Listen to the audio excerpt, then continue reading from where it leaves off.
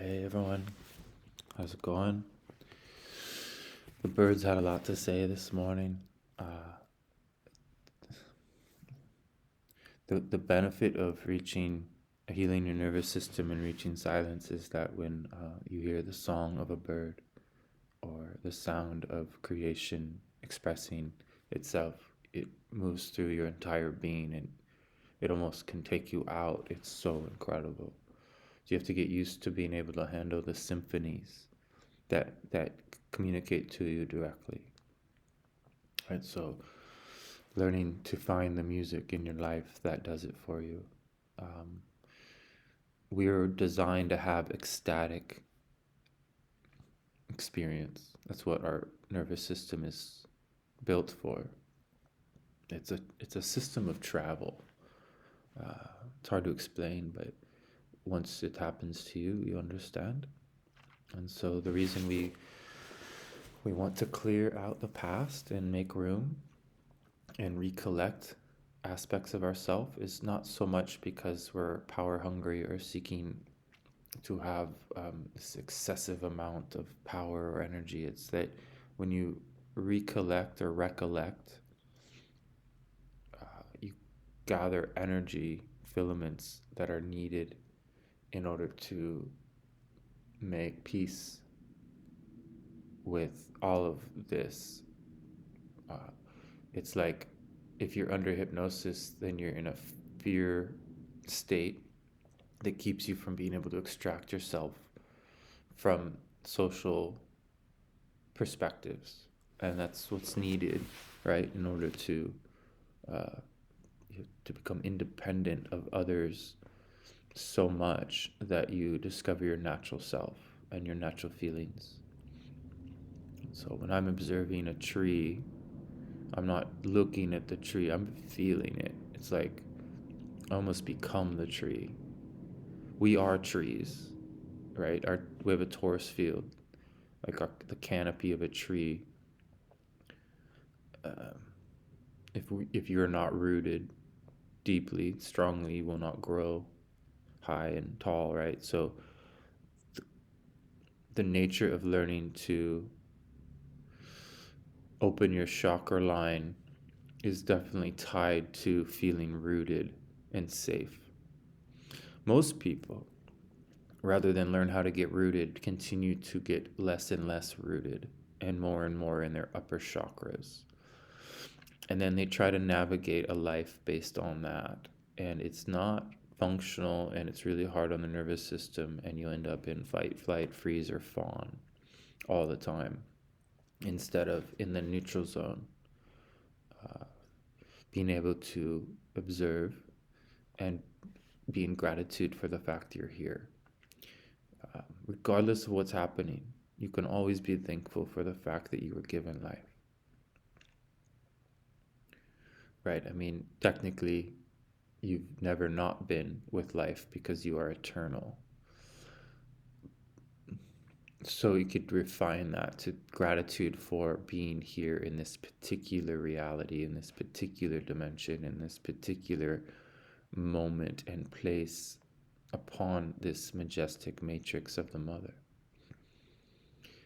So meeting the mother is what changes you, right? Through the trees and the birds and the animals and the smells and the sounds and the beauty and the power.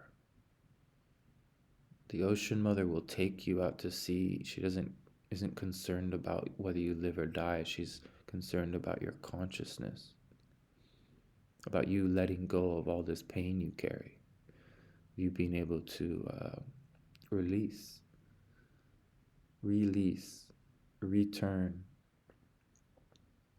realignment. As a being coming out of the womb, you were just a ball of light, just ball of light. And then you were, over the course of time, through observation, you were able to turn from a ball of light into a physical body by following the description of the world through the actions of those around you, your parents, or anyone else in your vicinity determined and taught you how to do something very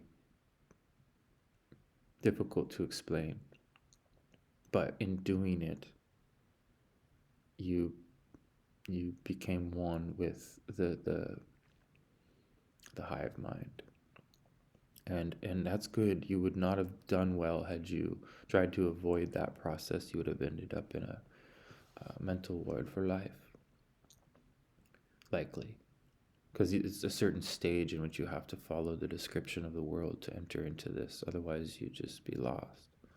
So this is our, what some people call the fall. Right? You have to come into the system and be kept from your light by becoming physical. We are not physical beings.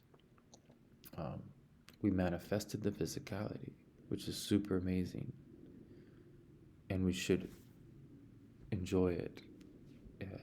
We could, or we could hate it. I mean, we can do whatever we want, and that's what's so crazy about free will.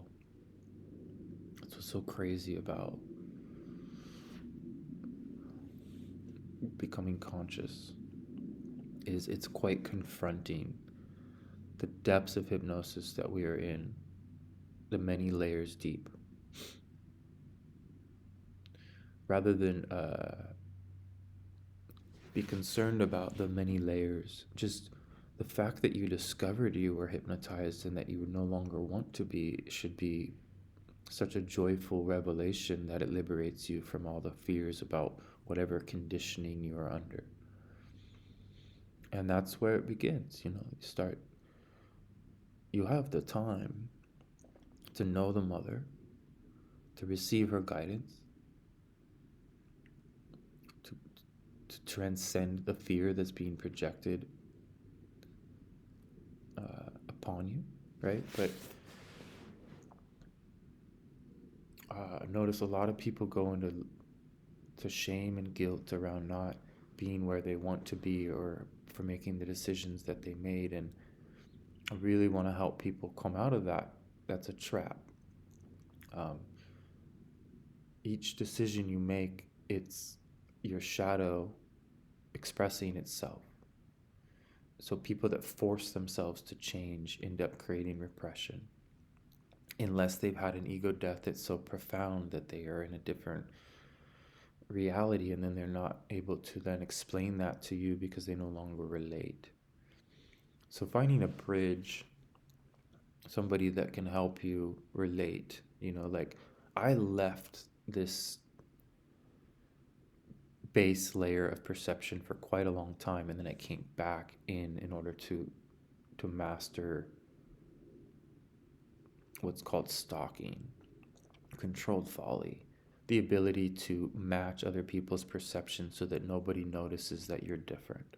So I can work in the construction environment and they don't know, that I really don't fit in, that I live an entire other layer of my life is outside of their syntax, because it's not religious. It's not something they can say, oh, he's this, and this. And so that gives me ultimate freedom to be able to traverse in the medicine world as well as in, the base reality. But for a long period of time, I was a freak trying to keep a job, and everyone's like, that dude isn't normal, right? Like something's off, right? My perception was different. I stood out. I was strange. I was unbinding from what other people thought about me, and in order to do that, I had to stop fitting in. And it's a very uncomfortable process. Taking the social mask off and just being raw is totally dysfunctional. It was hell. It was scary, uncomfortable for a long period of time. I do not recommend doing it like the way I did it, where a teacher is literally forcing you, pulling the carpet out from under you, And so that's why I offer what I offer, right? Is uh, a slow, steady, detailed observation of your experience. When you're walking out in the world, take notice of every square centimeter of every single fractal that exists that's making up your reality. Take it all in, all at once. Flood your being with so much detail of this miraculous existence. And I mean everything from the porta potty to the concrete wall to the tree bark to the molecules in the air to the feeling, to the mood, to the sounds, to the songs. Become an observer. It doesn't matter where or what. It's always, always, whatever you're looking at right now has so much to teach you. You can do what's called stop the world. Enter the grain of the wood. Start traveling inside the second attention. This whole thing is just a dream. And when you unlock it, all the little details become infinite worlds themselves. It's truly beyond comprehension. It's a miracle beyond miracles, and yet we struggle with whether we should turn on the TV or the phone, like we are under hypnosis, unable to interact with this majestic energy because we just don't have the resiliency for it because of the hypnosis that we're in. So again, rather than be at odds with that, find a way to laugh at the insanity of it and proceed accordingly, in spite of. Just because you're impeccable, you just will do whatever as your warrior spirit just proceeds to become aware of itself. That doesn't mean force yourself to be disciplined or change. That means allow yourself to, allow the feelings within your being to come forward, all of them. Share them in some form. It doesn't matter who, you have to unburden your story somehow. You can unburden it with me, you can unburden it with someone else, even someone that wouldn't understand. It doesn't matter. Get it off your chest. I don't need to do that anymore, because I had a breakthrough a long time ago that makes it different for me. But until then, until you've had certain ego deaths, don't be afraid to utilize anyone. And I've had a lot of breakthroughs speaking honestly to people that I have had the most difficult speaking honestly to in the past, like my dad. The more free I become, the more capable I am of speaking exactly how I feel to everyone, regardless of their status in my life. And I don't avoid situations or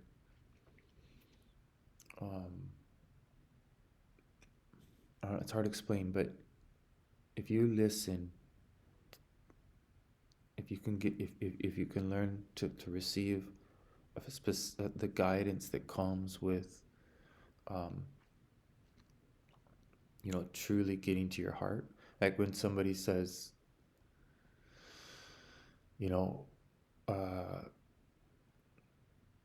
someone asks you to get really clear, what do you do in order to do that? If you think about it, you actually go into your heart. And when you do that, you realize that there's like a different answer in your heart than in your mind. And so this is an exercise. This is coming out of the intellect and into the body. The body keeps the score. The mind has been infiltrated, interfered with, altered. Sorry, I shouldn't say the mind. what we call the mind. The brain is just an organ. Consciousness is not stored in the brain, but we speak about the mental and the physical and the emotional, right? So in the mental realm, uh, there's a lot of work to do there. You want to clean your mental being. You want to clean your emotional being. I hear a lot of people saying, "Don't let the emotion win," or "Don't let it take you over." I don't. Emotion is your shadow expressing itself, and you shouldn't, in my opinion. You want to be, you know,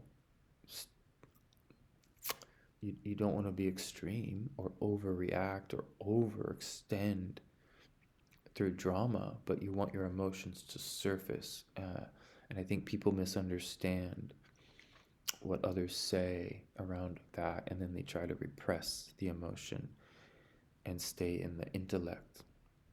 And it's sort of, I hear that a lot from religious, as if the female is, hysterical and the male is not. And it's just, that's the inversion, you guys. That's insane.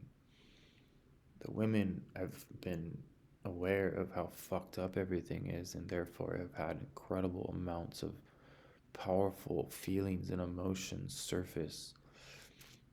And there is a need and a time and a place for their fierce, emotional, energetic expression to be um, to become liberated, so that we can all have an understanding of the turmoil that exists, as it is a representation of each one of us. Anyone that is going through anything, anyone you're seeing in this world is just a reflection of you, because we are all one, and we've individuated in order to gain a greater capacity and understanding of what our capacity is as a torus field, to return, to the totality of our being, which is to become pure energy, a ball of light, which is a torus field. You are a torus field. You are a luminous being that is able to navigate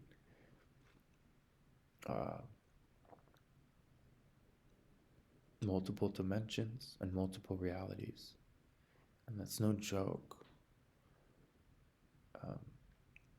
And yet we are all fairly bound to just one dimension within one reality. Some of us are multidimensional within this reality, but there's not a lot of people that are exiting this entire reality. But that's very available.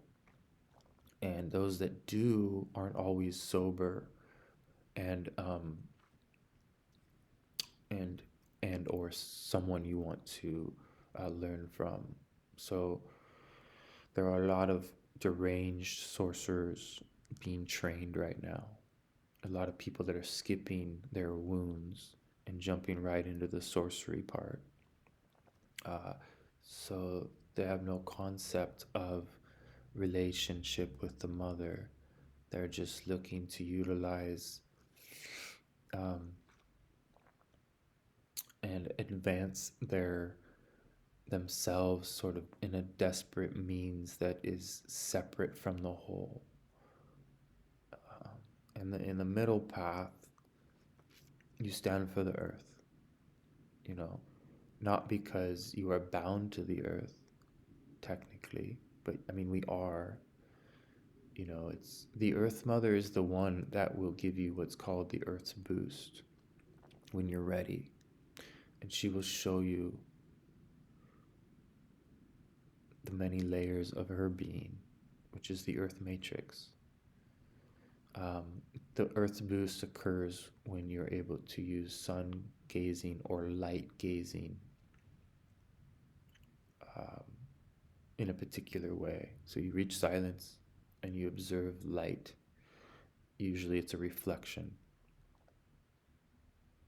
which is interesting.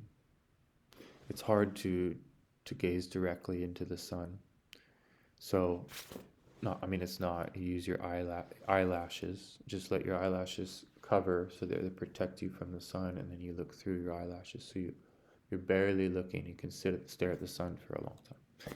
But don't do this until you're ready and you know how to stay calm and relaxed and just drink sunlight. When you learn to drink a lot of sunlight, then you're going to have a ton of energy, and then you're not going to know what to do with that energy. So everything happens, it's stages for a reason. So you continue to cultivate your creative self so that as more and more energy becomes available to you, that it doesn't make you crazy or cause you to become inflated in your ego and therefore kick people out of your life because you think you're, like the the stages you go through becoming aware of energy is tricky. Like you get really clear guidance through, or you get a ton of energy in it, and it makes you feel like you know what's going on, and then you make decisions from that place, and then you lose that energy later on, and you're like, oh shit, that wasn't really where I was at. So give it a few days when you get something, and then acknowledge, oh shit, I did lose this clarity over the 2 days. So it isn't my clarity yet, it's a clarity. And then just being honest with yourself, so that you, like I said, don't put yourself in a position where you put yourself above or below people. There is no such thing. There is no such thing whatsoever. Each person is unconscious in different ways. And there are many people that are cultivating their awareness so that they have very little areas of unconsciousness. But they still have a few. Otherwise, they wouldn't be here. And it takes time. And even those that leave with their energy intact and enter into the third attention with their awareness intact don't necessarily mean that they became conscious of all aspects of realities. They just became travelers, dreamers, navigators, perceivers. They may have left this world still having bias and misunderstanding. They may have manipulated others in order to achieve their goals. So that's sorcery, like I said, isn't something that is based on good or bad. What happens, though, is as you become aware of energy, you see the imbalances in sorcery, and you see the imbalances in not engaging in sorcery. Sorcery is just connection to source, but it can be used to, seduce apprentices. Like the Toltecs did crazy shit to their apprentices. They treated them like slaves. And then they would pick maybe one of the slaves to eventually actually teach. But they had so much power that they just enslaved people. And they were using sorcery techniques to reach source. So this isn't some good or bad, black or white world. It's just energy, attention. What we put our attention to determines the nature of our experience. When you learn to see energy directly as it flows in the universe, if you catch a glimpse of it, you will be so altered and affected by this that you stop being dense and you start becoming interested in the nonlinear abstract side, and you start to cultivate and shift and develop aspects of yourself beyond the five senses that'll make it so that you can navigate these incredible discoveries, right? So learning to spend time in the wilderness by yourself, or learning to be in the darkness, aloneness, the loneliness that happens when you really go on your own into the inner journey is really profound, but it's it's a contradiction, because you feel so good in that you feel less alone than ever when you're alone, and yet you feel more alone than ever at the same time. When you've reached that contradiction, you'll have a great breakthrough, because it is truly, you know, and you'll notice really powerful people spend a lot of time alone. They learned to not be distracted, and they're receiving guidance and things because of it. So all good things and all good time. I know shit's getting crazy. It's gonna get way fucking crazier, right? It's just the nature of what time we're in. Those that have been corrupt are being exposed, but it takes a while, and the authentic ones will rise in that they will be seen, felt, heard. You'll be laughing and singing instead of screaming and crying. But it's gonna take some screaming and crying to get to that deep, profound laughter that transcends your being, so that you never could ever take anything for granted again. So may that gratitude infect you. May you be given that moment, which usually happens on our deathbed. May you discover your appreciation for the time you were given here, and that you learn to express that appreciation. There comes a point where you'll have to do something embarrassing. You'll have to perform a bold act in front of people that you would in the past not be able to perform that act in front of. It could be the simplest thing, like doing yoga in front of your parents. That may be a big issue for you, for them to see you take care of yourself or do something, that they consider, or it could be you standing up in front of your whole company and telling them the truth about the nature of our reality, on your last day. These things free you,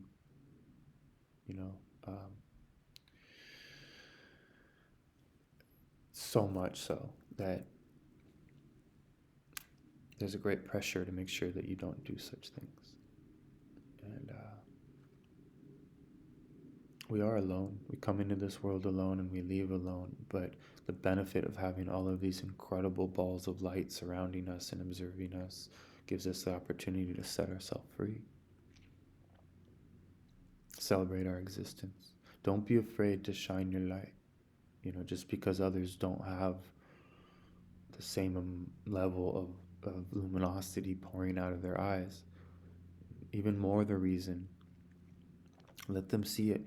Now, there comes a point where you get really powerful and you have to mask your power a little bit, so you don't move someone's perception too far. And people that are aware of that learn how to do that. And so if you read the Castaneda books, they talk about that. Like, Carlos's mask was just generosity. He was just super generous to everyone as a means to hide his ruthlessness. Don Juan utilizes his intellect, his capacity to be very intellectual, to not threaten the fact that he was a wild bird, a shape-shifting sorcerer that could pull the carpet out from anyone at any point, who could see you better than you could see yourself. That's how crazy of a difference this is. And you're starting to realize that most of the world's dead ass asleep, right? And you can see things that they can't see, even about their own self. It gets more intense in the shamanic side of things, where you can actually, as a dreamer, go and visit another dreamer and intervene and see what they're dreaming about. So, I promise this is just the beginning. I'm a novice in a world that is beyond my comprehension. I'm learning from the most unique people. Doors are opening for me in an incredible level, and having a lot of breakthroughs working with really unique dreamers these days. So I'll start sharing. I've been meaning to share online more, but things have shifted, and I'm not sure when or what, but there'll be more and more stuff with larger groups that are coming, different parts of the world and stuff. So appreciate everyone, and yeah, I hope that you navigate these days with as much joy and lightness as is available to you. But don't be afraid to utilize your anger. Go dig a ditch. Go do whatever you need to do to get access to whatever it is that's keeping you from expressing, feeling, coming to terms with what it is that's trying to surface in your being, and allow it. And by all means, reach out. And I'm not the only person that can help. There's other people I know that may be a good match. Your throat chakra. Speak whatever you need to speak to your parents. Speak whatever you need to speak to whoever it is you need to speak it to, as a bold act to liberate yourself from their perception of you. Because once you stop caring what they think about you, you can finally say what it is that you need to say. Thank you, everyone. Hope you're all well.